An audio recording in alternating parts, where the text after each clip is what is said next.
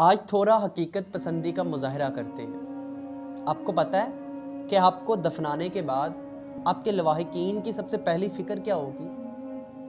कि जो मेहमान, जो अज़ीज़, जो रिश्तेदार दूर के इलाकों से आए हैं, वो खाना खा के ज़रूर जाएँ। एक हफ़्ता गुज़रने के बाद आपके बच्चे दोबारा स्कूल, कॉलेज और यूनिवर्सिटी जाना शुरू कर देंगे। फिर 2 हफ़्ते गुज़रने के बाद आपके घर अफ़सोस करने वाले जो आते हैं, उनका आना बंद हो जाएगा।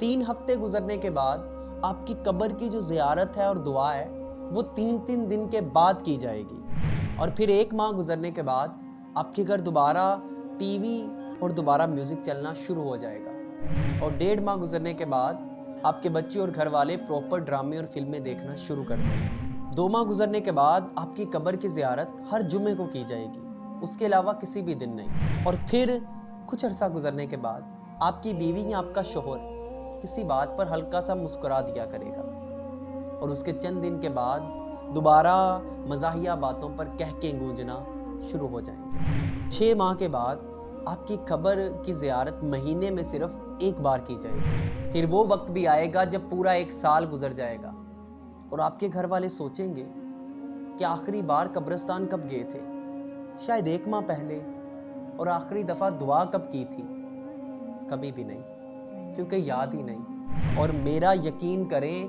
आप जितनी मर्जी बड़ी तोप क्यों ना हो, महज आपके मरने के 1 साल बाद आप कुछ नहीं और कुछ नहीं होंगे। और इंसान पे एक ऐसा दौर जरूर आता है कि आप किसी के जितने मर्जी महबूब थे, आप कुछ नहीं थे, आपकी कोई औकात नहीं थी।